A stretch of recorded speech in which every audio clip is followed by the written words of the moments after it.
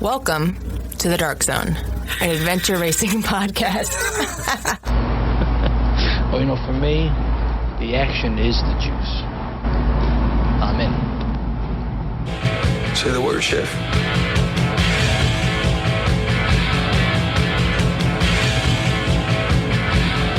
Let it rip.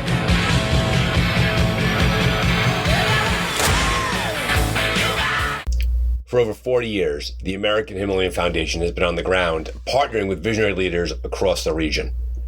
They bring education to girls at risk of being trafficked. They fund surgeries for children with disabilities who would otherwise be left behind. They support Tibetan refugees, protect fragile mountain environments, and stand by communities through earthquakes, pandemics, and floods. The foundation doesn't do fanfare, they do results. Quietly, relentlessly, with grit, respect, and deep local trust. If you've ever trekked, climbed, raced, or dreamed of the Himalaya, this is a way to give back to the people who call those mountains their home. www.himalayan-foundation.org. And as always with all of our charity partners, they pay nothing for this ad. Thank you for your support, and please visit their website. Welcome to the Dark Zone Adventure Race Podcast. This is your host, Brian Gatens. Welcome to what I think is probably one of my favorite podcast to put out there. It's a course reveal podcast. We have Brent and Abby from Rootstock Racing on the line right now. Endless Mountains Adventure Race is starting just as we are dropping this episode. So the racers are on the bus. The phones are sealed. They are off for a massive adventure. And for those at home who are listening, we are breaking down the course as it is outlined, and we're going to walk through it from beginning to end. So for those who are going to follow the dots, they're going to follow the race. This podcast is a great resource to understand how the race unfolds along the way, which, as we know, adventure racing is great for those who are at home to see what's going on. Before we get into the race itself, stage by stage, transition by transition, can you give the listener a big overview of the scale of the course? Yeah, so this is the third edition of Endless Mountains. We are moving it from Pennsylvania to Vermont. And it is a big, glorious ode to Vermont, love letter to Vermont. So it goes through 10 of the 14 counties in the state. Racers have 7 days or 168 hours on the course. We're anticipating roughly a 48-hour finishing window between, day 5 and day 7. And the full course is close to 500 miles. So it's a big, beefy course. But slightly less technical, maybe a little bit faster than our previous editions in Pennsylvania. So racers are on the bus right now. Where are they heading to? Where are you starting the race? Yeah, we're headquartered out of Burlington, which is, kind of a dream headquarters location for an adventure race, a nice, small, contained city that's got a lot going on, beautiful setting. I mean, Vermont, the whole state is spectacular.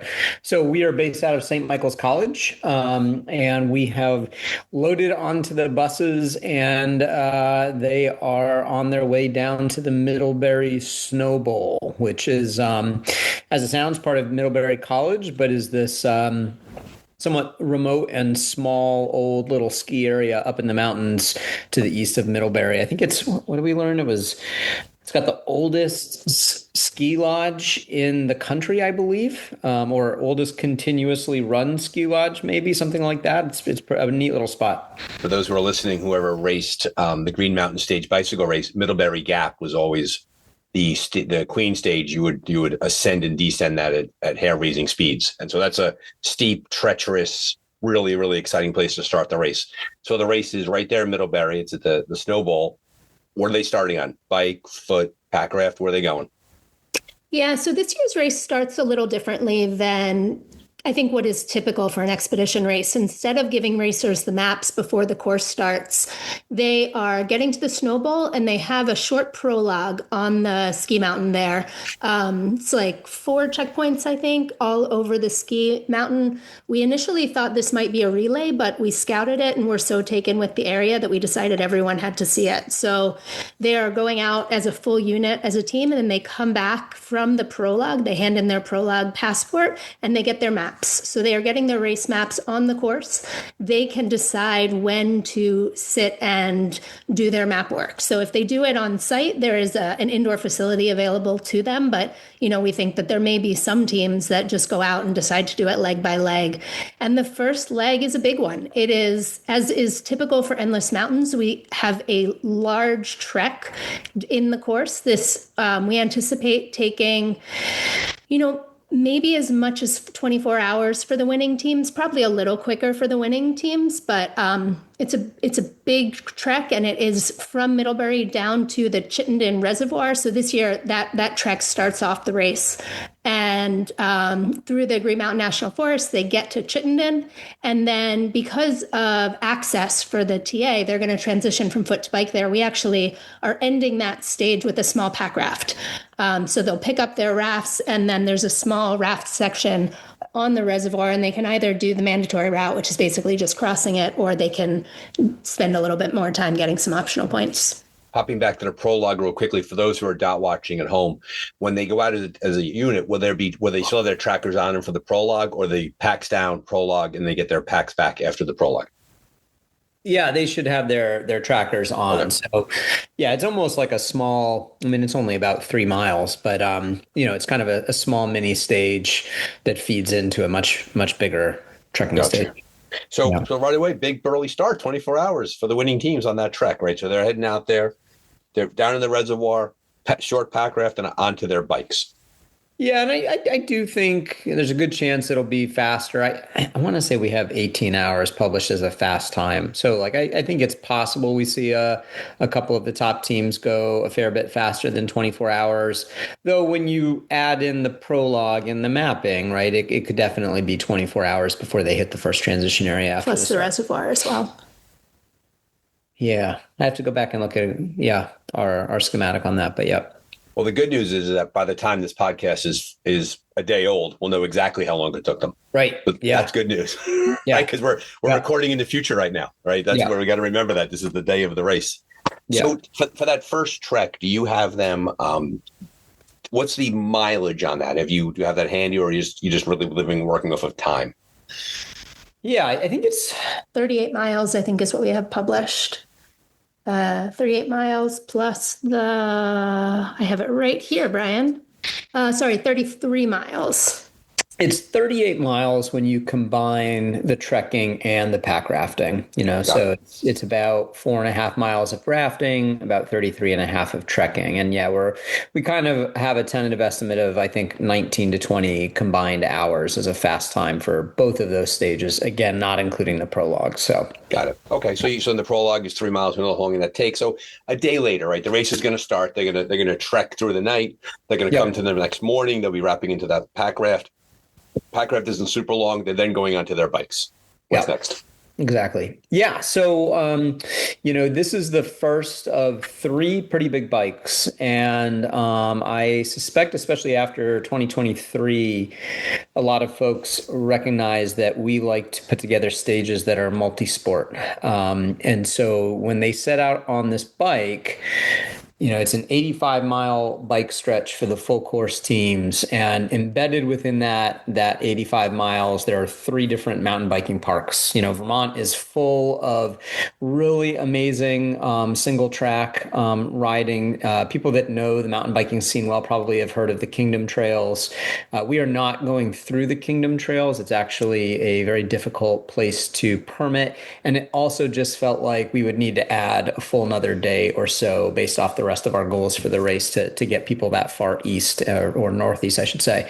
But, there are these amazing, kind of self-contained mountain bike parks. So we've got 3 of them spliced into this. And then there's also a remote embedded bike drop that has a trek, a relatively short trek, but up to the summit of Shrewsbury Peak.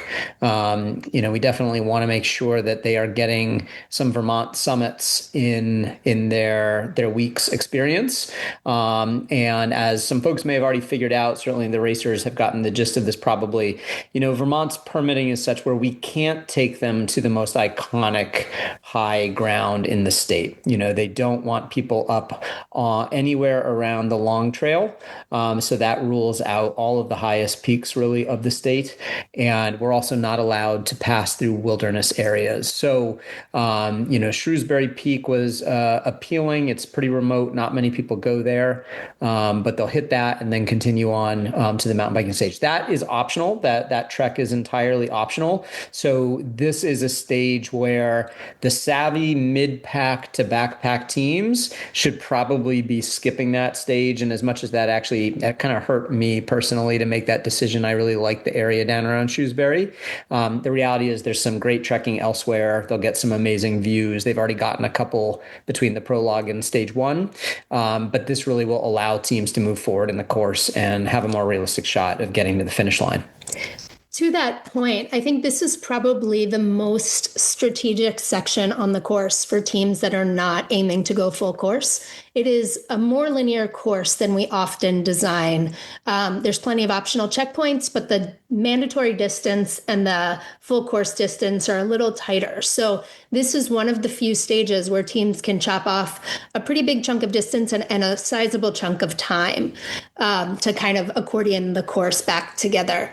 Later in the race, it will be much harder to do that. So making good decisions here for the teams, I think, will pay dividends later. And I think for dot watchers, it'll be really interesting to see who kind of is able to make those smart decisions and who gets lulled into that feeling of, oh, it's so early in the course, I'm not ready to drop things. Yeah, there are some teams that are going to want to, it's going to be full course or die, right, until they get dragged off. And your point is if they hang around there for too long, they'll very, very quickly be up against a lot of other trekking cutoffs, things like that. I also think, too, it's for those who are home, who are newer to the sport, who are newer to dot watching, but want to follow their teams. It's an interesting sport because there will be teams that will be further ahead on the map than other teams, but they'll have less points because they chose to forsake some of those sections strategically. And so we always tell the folks who are home, who are listening, take the dots and take the leaderboard with a grain of salt, realizing that there's catch up and there's checkpoints and getting caught up. So what you see there isn't necessarily reflected in reality. And then we always catch up as soon as we can when they pass through TAs and things like that. We update that. So folks at home, keep that in mind when you're watching.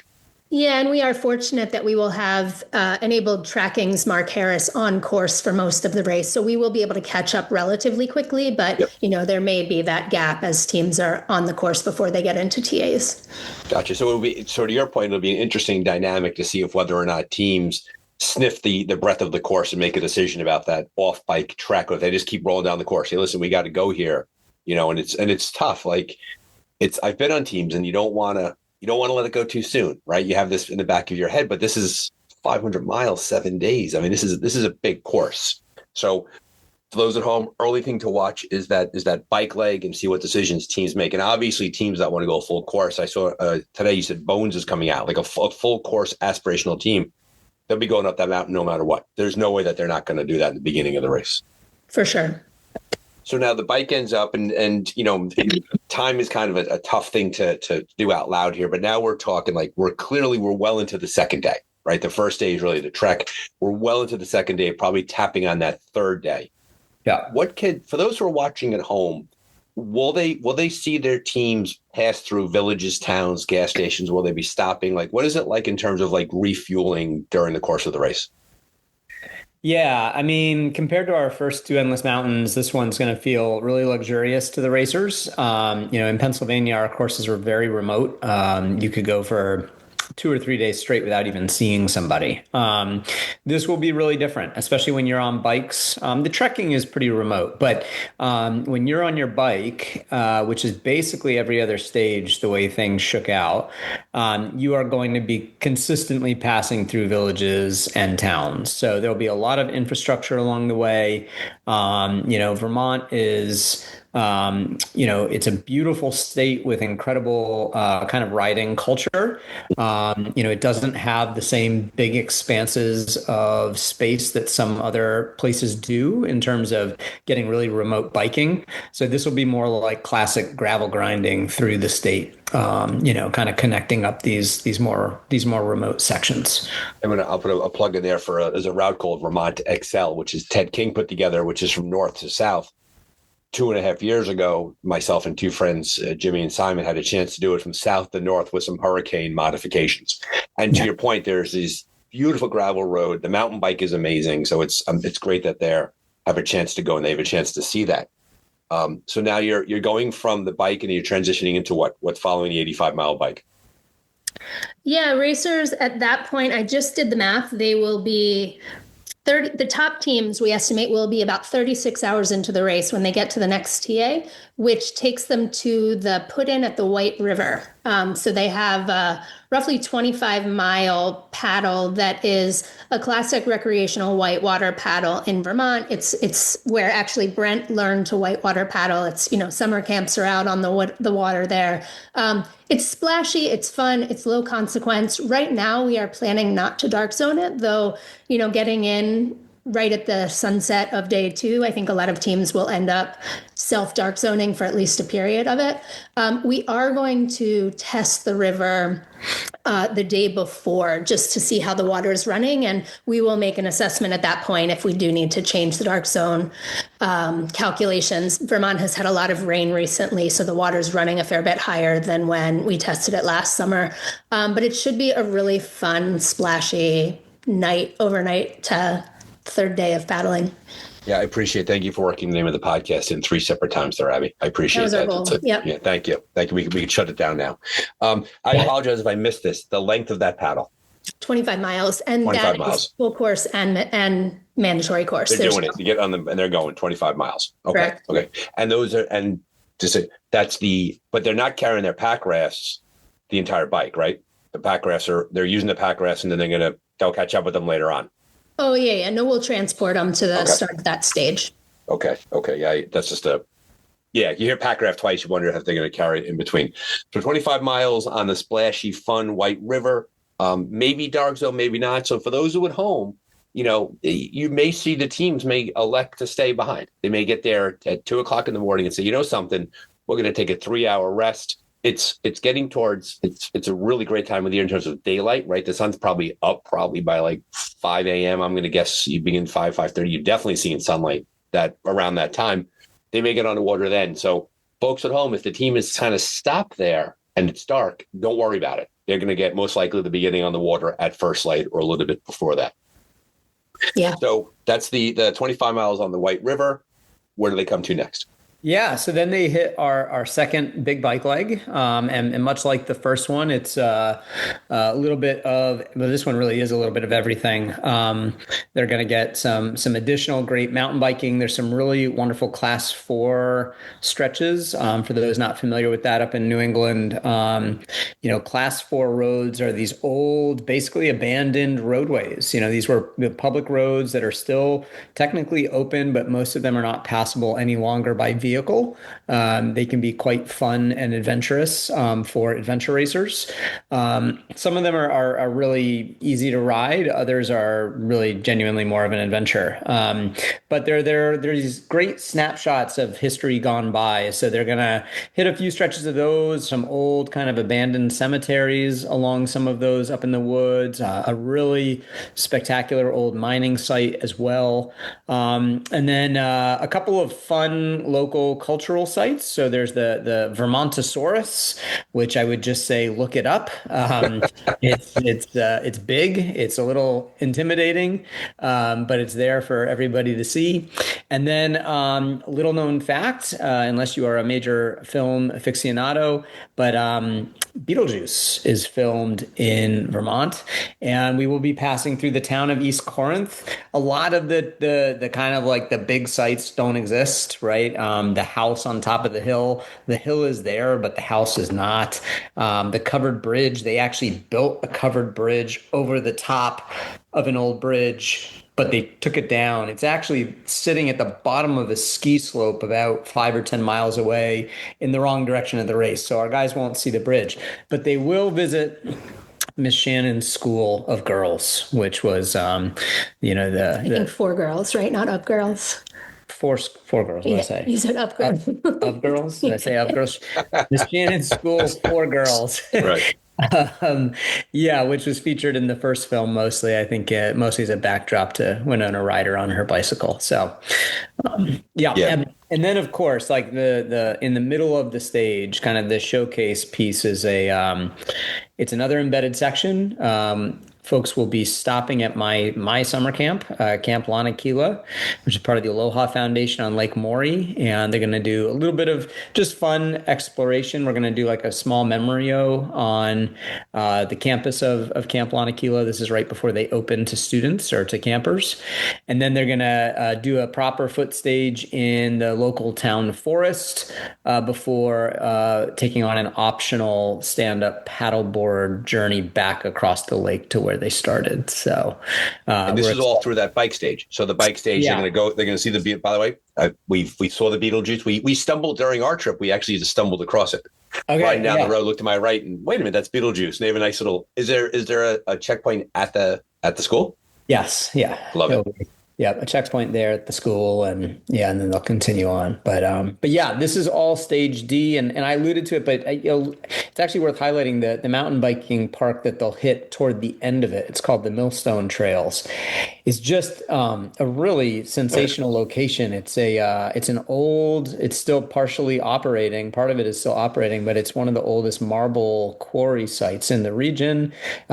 Technically, at one point, it was considered or is considered the biggest of the type of mine that it is. I can't remember the terminology for it, but it's spectacular. All these like little quarries full of lakes and ponds and vistas over the quarries and vistas out to the mountains, and all of it interconnected with a mountain biking trail system, which is really fun to ride around. So it's great that you're able to embed so many cool things into that big bike, right? Rather than like a lot of adventure races, and we know that race directors try their best, but very often you're driven by geography. The fact that you're in such a resource-rich state, a cultural resource, historical, geographic, and you can embed all these parts into that. It's a wonderful thing to see that part of it. And plus, going back to your camp, they get to see the Brontosaurus.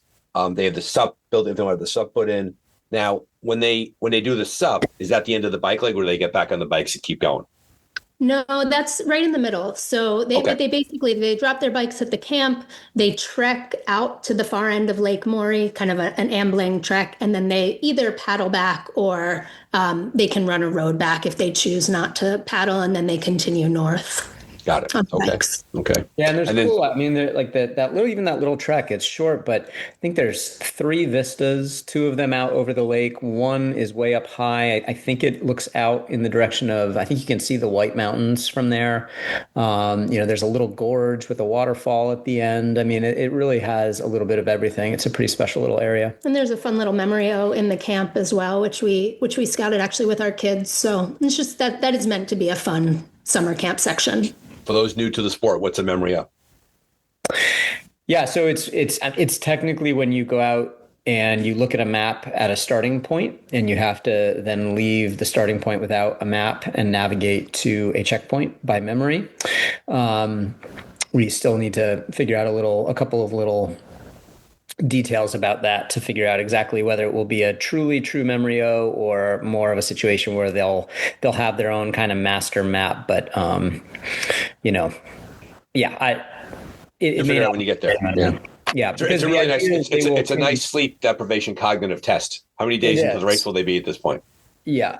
This is middle of day 3 into 3 to 4, probably. Right. And we all know from those who have done this that day 3 really is the crux day, right? If you make it through day 3, you can race for 10 more days, right? So teams will be showing up there fatigued. I mean, Vermont there isn't a single road in Vermont that's flat, right? And so as a result, they'll be coming in pretty toasty, and we'll see how they do at the Memrio and after going through all the great parts there. Abby. The other thing that they will be greeted by, which I think will be a salve for a lot of racers, is GMARA, the Green Mountain Adventure Racing Association, is actually hosting a bit of an oasis there. So they'll have a grill set up. They'll have burgers for racers. They are kind of sponsoring that TA. So we're really grateful to have the support of the local AR community as much as the local just outdoors community. The GMARA always does the right thing. That's good to hear. Right. To your point, Brian, I think we're estimating over 12,000 feet of climb just on the biking portion of that stage. Right. So, sometimes I'm mad I can't race. Sometimes I'm not mad I can't race. This is one of those moments where I'm not mad I can't race. There's a lot. Yeah. I was also thinking too, how delightful would it be if a volunteer were to arrive soon enough to dress like Beetlejuice and sit at that checkpoint? Maybe we'll rent a costume. Yeah. I meant to find some podcasting sucker that would go and do it. Okay, so now we're now we're we're day wise, we're only halfway through the race. Right. I mean, this is, when you think about it, this is a big race. I mean, this is big. It's the biggest race in the country for the entire year. I don't think that's an overstatement, right? I mean, this is the biggest, longest race in all of America for this year.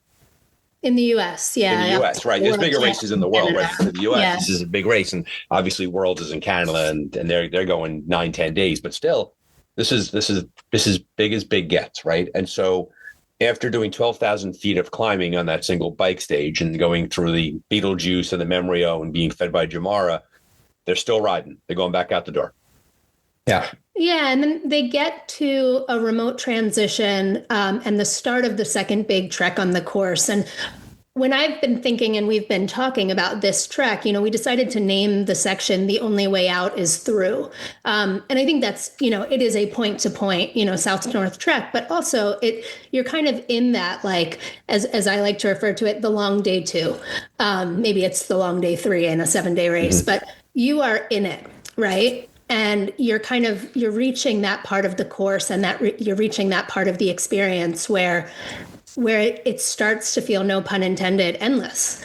And you're really kind of feeling chewed up. And the only way to get to the other side of it is to find your way through. And that's what this trek is. It is a point-to-point trek, about 27 miles for the full course. And it takes you through the Groton State Forest, which is, to Brent's point about the trails at the north end of the last stage, it was this area that in the late 19th and early 20th century was just this like hotbed for lumber production. Because there are so many bodies of water there, and a railroad that ended up cutting through the area, a ton of sawmills popped up and essentially clear cut the area. And at the time, Burlington became, I believe, the biggest source of lumber, the biggest lumber port in the world. And then they ran out of wood. And so eventually all of the sawmills closed up. They sold the land back to the state, and it became this just like beautiful, lush Groton State Forest, which I believe is the second biggest public landmass in the state. So racers will go on a journey through that. We haven't talked about the how technical the navigation is. So folks sitting at home, will teams be, and it's tough to rate the technicality of navigation, right? There's teams, there's capacities, things like that. But like, in your estimation, as having done lone course racing, how much will we see the mid-pack teams, right? Because let's let the bones of the world be the bones of the world. Let's let the Ben Racing be the Ben Racing of the world. Those mid-pack teams, how challenging do you think they're going to find the navigation over the course of this section and the other section? Yeah, I mean, we try to make the mandatory course, what we call the mandatory course, pretty accessible, right? So these are our numbered checkpoints for the people watching. Any checkpoint that is numbered 1 through, I think, 69 or 70, those are mandatory points. And most of those, like, really, they shouldn't be terribly challenging. There are some exceptions. Checkpoint 5, which is like the first checkpoint of the track once you leave the prologue. Sure. Why not checkpoint 5? Have that be the hard one? That one could get people. And it's the first point of the big stage once they leave the comfort of the snow bowl. And that's somewhat by design, right?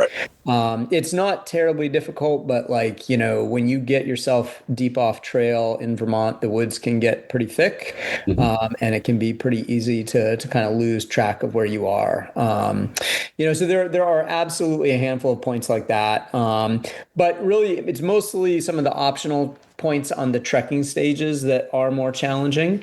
Compared to actually our Pennsylvania races, I would say, our Pennsylvania races, I would say, are like a 9 or 10 out of 10 on navigation when you compare them, our races, to a normal, or not a normal, but like other expedition races, where the nav tends to be a little bit more just about route choice than actual micro nav.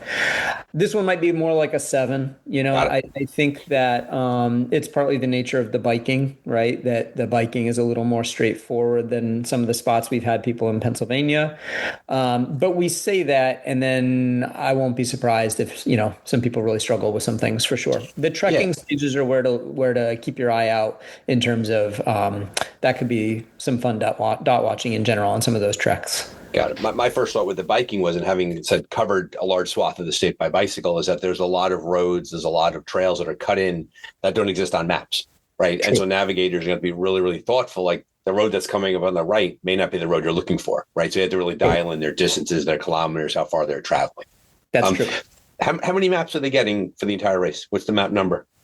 It's approximately 40 maps. Are they getting them all in the front? Are they going to get them spilled out during the race? Mostly. I think there are 3 sections that they will get maps on site. Gotcha. But these are small, like the embedded multi-sport on stage D that we talked about. They'll get a map there. We have an O relay. We're almost up to the O relay, but there's an O relay. They'll get those maps on site. And then I think the J Peak trek toward the end of the race is also one where we're going to keep that map in reserve and give it to them when they get there. And the nature of getting their maps at the start means they have to carry all of those maps with them, at least until the end of stage 1. So we actually offered teams the option of not having 2 sets of maps. If there's any team that really just has one person who's going to be on the map, so they didn't have to carry it, but no one took us up on that. So yeah, they went, well, I mean, if they leave the maps, I had a teammate one time wanted to put extra maps in the bike box when the bike box was pulling away, not realizing that she had left regular maps. We had to chase down the truck. So now we are, we did the bike, we got there, we got to the 27-mile trek.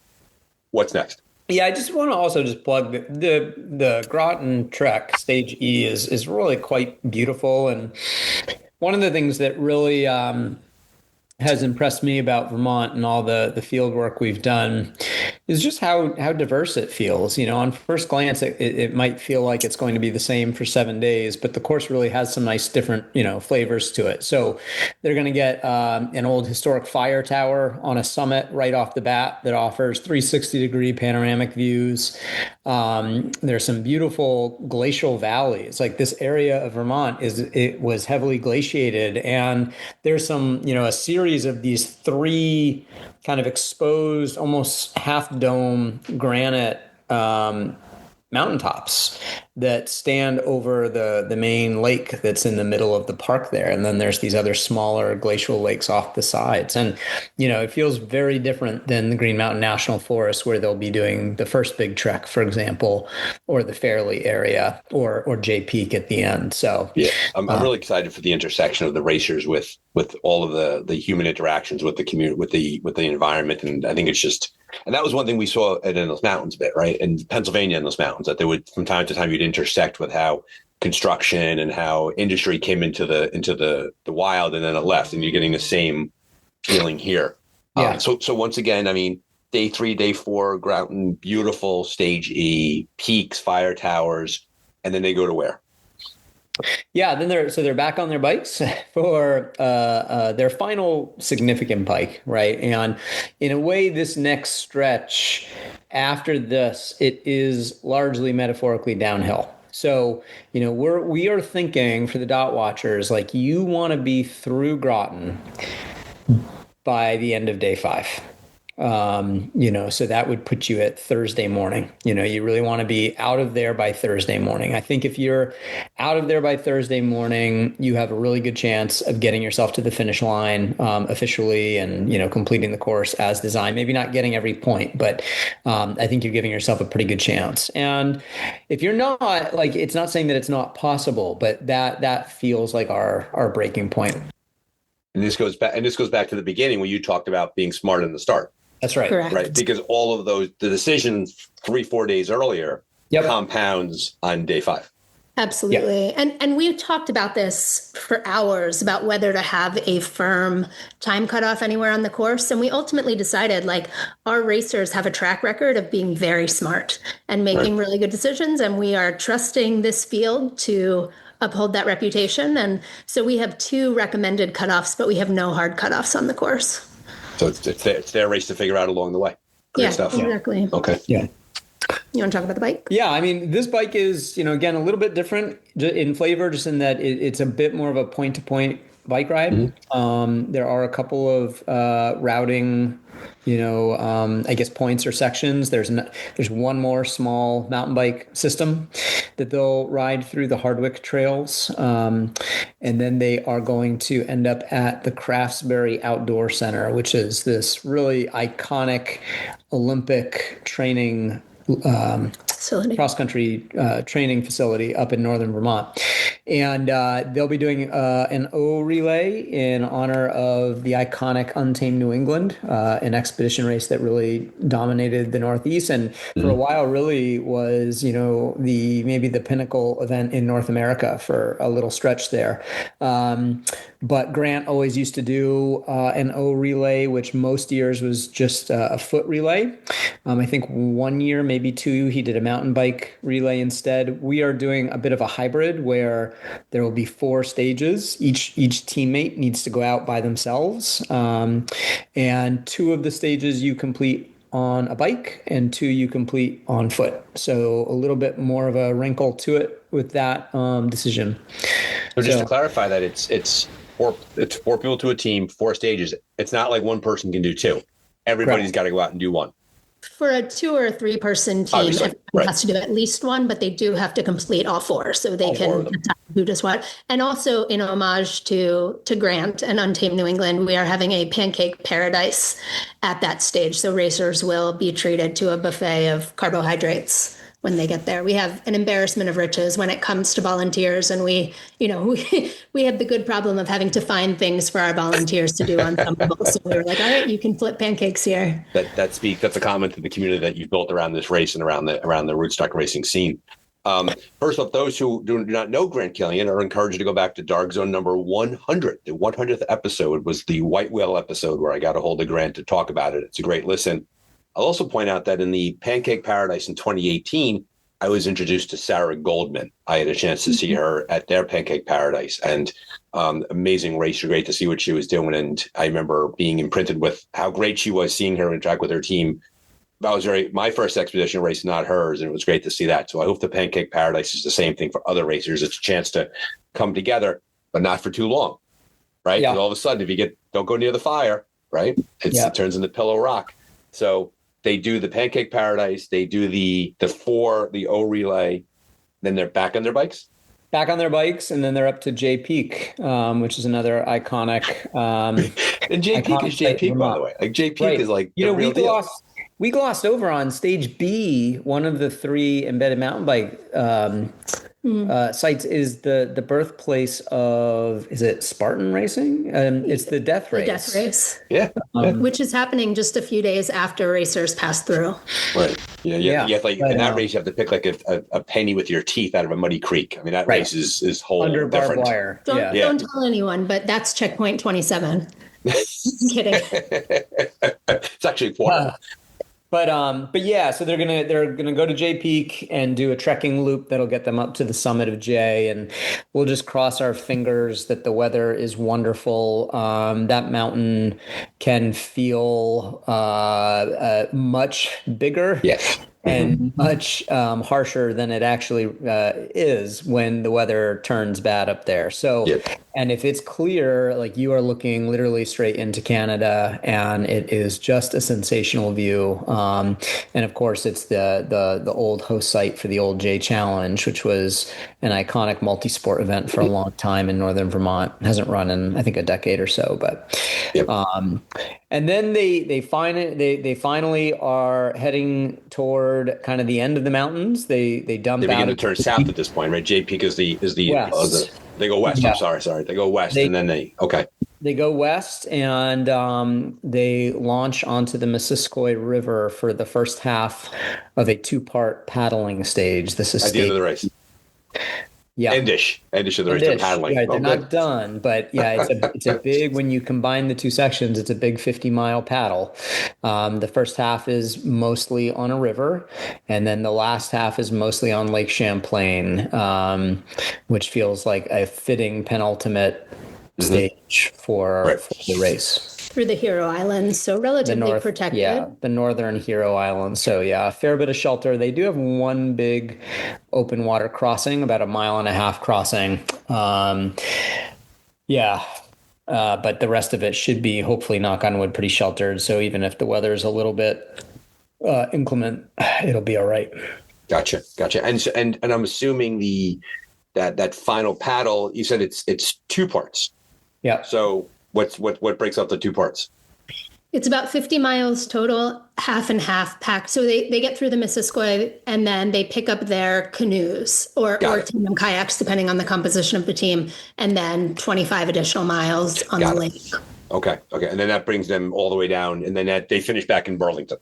Well, there's one more stage. Of course there is. Tell us about that. Yeah, so they get out, they dock their canoes at the Alberg Dunes State Park, and then they have just this like glorious bike ride back to essentially the Burlington waterfront. They take the causeway, the Colchester Bike Causeway, that is this 14-mile, basically like road in the middle of the lake that used to be an old rail bed. And actually Howard Dean, of the Scream fame at the 2004 Democratic Convention, he was one of 3 people that spearheaded these efforts to get it converted from an abandoned rail grade to this bike causeway. And unwittingly gave birth to the Rails to Trails movement in the United States. Right. Which is everywhere now. That just continues. Everywhere you turn around, there's more rail trails being announced by local districts. Yeah, so this is one of the first. And it, you look to your west and you have the Adirondacks, and you look to your east and you have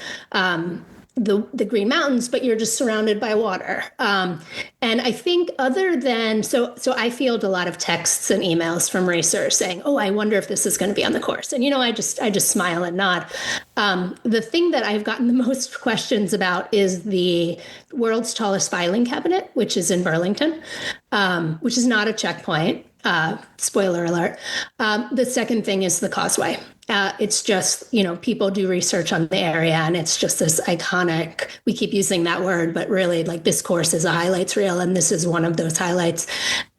Maybe the coolest part of it is that there is like 200-foot gap in the causeway called the Cut. And there's a bike ferry. So during the day, there's a motorcraft that is, like an institutionalized part of the infrastructure there, and you pay a few bucks and they'll take you across to the other side. And we are working with the outfitter to have around the clock bike ferry. So racers will pull their bikes onto a motorboat and they will be ferried across that 200-foot stretch. And then they will continue by bike to the Burlington waterfront. And then they'll hand off their bikes to race staff, and they have like an 8-ish mile trek along the Winooski River to the finish. So we had a moment where we thought about finishing right on the waterfront, and it just, there were a lot of logistical questions about that. So we're finishing right at St. Mike's, which is race headquarters. Racers will literally be, 50 meters or less from their dorms when they finish, but they have that last little trek to the end. So what's your guess on, in the beginning we talked about it a little bit, but having talked about it out loud, what's your ballpark guess for fastest winning time? When will people who are dot watching, if the race begins on Saturday morning, do you think you begin to see the battle for the top spot being finished up? Yeah. I think our rough estimate is sometime middle of Thursday, give or take, right? Like we've run several different kind of models of time projections. We've come up with everything from kind of very early Thursday, kind of Wednesday night into Thursday morning, to Thursday night into Friday. And so obviously the cheap way out is just to stay in the middle and go with early to mid-afternoon on Thursday. And as with every race, it'll be conditional on the weather. It'll be conditional on, how much teams are beating themselves up and skipping sleep. There's so many variables. And especially in 7 days, those variables just kind of amplify. Yeah, they compound over time. And so for the folk who's been listening to this course reveal, I really would encourage you to take everything you see with a grain of salt. I know that there will be media coming out of the race itself in terms of updates. Where can people who are following the race go to get updates about the teams and about the course and just general race information? Yeah, I think probably the best places to go, we will have something embedded on our website at endlessmountainsar.com. And we also will probably be focusing a lot of our social media action on Facebook and Instagram. So I would, keep an eye on those two accounts. And the live tracking link. Right. You will have, Adventure Enablers, enabled tracking. We'll be doing our live coverage, and I believe they will have embedded in that site the social media as well. So kind of any of those will get you to the right places. Yeah, and also I know that we talked about the idea of doing a flash episode during the midst of the race, that there'll be the Dark Zone is going to get involved and we're going to have a conversation mid-race about it. And we will do our best. And we say this all the time for folks who are home. Every race director does as much as they can to cover as many of the teams as possible. But a lot of teams on the course, a lot going on there. So we will make it a point to try to have the whole swath of the race during the course of that Flash podcast. We'll bring as much as we can to the world. Yeah, and we really have a really wonderful media team coming out to cover the race. So we have Nick Winia, who's been at both of our editions of Endless Mountains. We have Randy Erickson, who was at the last edition, both of them doing photography. And then we have Kirsten Oliver, who's coming all the way from South Africa to shoot the race. And she brings such a beautiful eye to the sport and has been shooting it for a long time. And then we have Paul Miller, who's coming back for the third time to do video. And, there's a lot of really wonderful videographers in our sport. What we love about Paul is that he's really able to capture kind of the emotional story of the race as much as the adrenaline seeking story. So keep an eye out for just like really thoughtful videos from Paul. And of course, the ARWS team will be covering the event on their social media channels as well, Rob and Heidi and their whole crew. Gotcha. Exactly. Well, great stuff. I appreciate your time. And we wanted to bring about 45 minutes or so. We're right about there right now. Is there anything about the race itself, anything you want to add for the person at home who's listening to this that we didn't talk about? Shout out to MRS, who is back as a stage sponsor for the event. They're sponsoring all of the paddling legs, and I would hazard a guess that all of the teams that are the fastest on the water will be in MRS tandem boats. Shout out to Citizen Cider, who is will have a presence at the finish line and is also sponsoring the post-race party. We have a number of other smaller sponsors that will be having a presence along the course, but I really want to give voice to those two in particular. Yeah, and I would also add shout outs for J Peak, J Peak Resorts, Middlebury as institution, and also the Aloha Foundation are three. Aloha Foundation is the kind of umbrella camp organization that Lanakila is part of in the middle of Stage D there. And these are three local entities that, have really helped us achieve our goals of having some of these smaller sections at these iconic sites, and really kind of supporting us with kind of in-kind permitting, essentially. So we really appreciate that support from them to help us make some of this event possible. Gotcha. And for those who are listening right now, we're just about an hour into the race by the time this podcast is done. Head over to social media, head over to endlessmountainar.com and begin to see the updates along the way. And what we will do is we will make it a point to pepper as much information as we can out there for everybody who is following the racers. Brent and Abby, sometimes being race directors is a thankless job. Sometimes it feels like it, but this is a benefit and a gift to the AR community. Thank you for doing this, and best of luck with the race. Thank you. Thanks, Brian. We look forward to seeing you soon. Well, there you have it, folks. Another episode of the Dark Zone. Once again, a course reveal. Thanks a lot to Brent and Abby for being on the show, for sharing the whole breadth of the Endless Mountains with us. Head over to endlessmountainsar.com to get all the media and all the information. We will be on site for a couple special episodes we're looking to bring to you. We love the Endless Mountains. We love what we see there, the hard work, the temerity, the teamwork, the enjoyment of the course, and we are delighted to bring it to the adventure racing world. So once again, thanks for being a listener. If you're new to the podcast, feel free to head over to our website, ardarkzone.com, and check out our over 125 episodes now. So yeah, we've been banging them out over the years, and we are delighted that you're here and you listened. Have a great day. And as we like to say, if you keep racing, we'll keep talking. And also, if you keep dot watching, we'll keep talking. Thanks for being here.